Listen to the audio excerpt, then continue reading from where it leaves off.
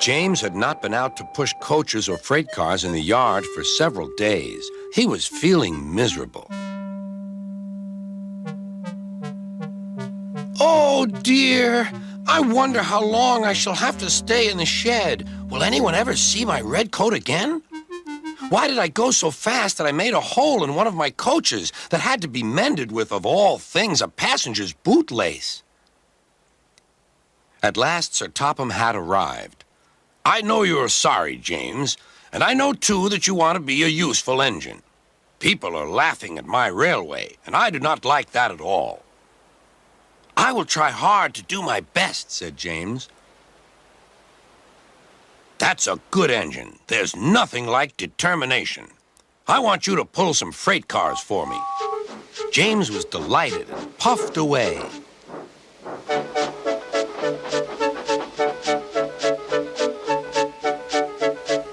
Here's your freight train, James, said Thomas. Have you got some bootlaces ready? And he ran off laughing.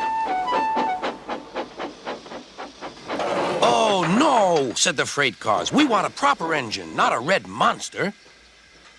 James took no notice and started as soon as the conductor was ready. Come along, he puffed.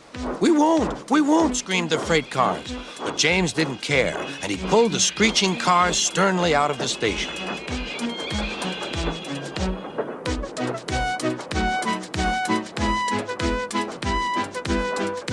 The cars tried hard to make him give up, but he still kept on.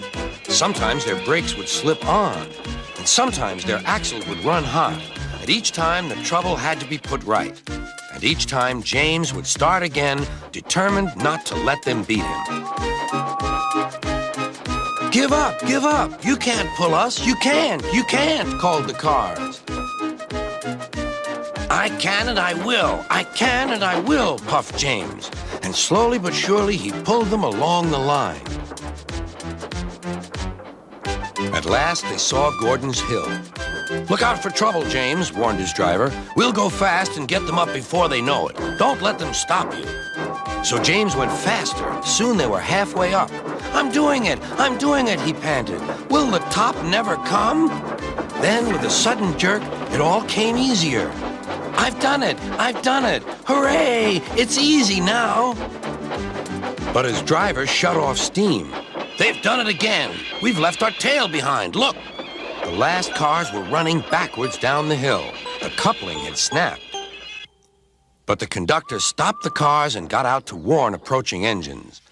That's why it was easy, said James, as he backed the other cars carefully down. What silly things freight cars are! There might have been an accident. Should I help you, James? Called Edward. No, thank you. I'll pull them myself. Good. Don't let them beat you. You're doing well, whistled Edward, as James slowly struggled up the hill. I can do it, he puffed. He pulled and puffed as hard as he could.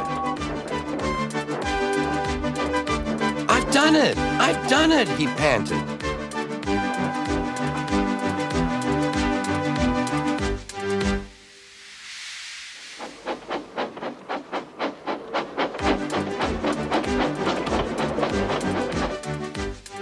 James was resting in the yard when Edward pulled up. Beep, beep, he whistled. Then James saw Sir Topham Hatt. Oh, dear, what will he say? He asked himself. But Sir Topham Hatt was smiling. I was in Edward's train, and I saw everything. You've made the most troublesome train on the line behave.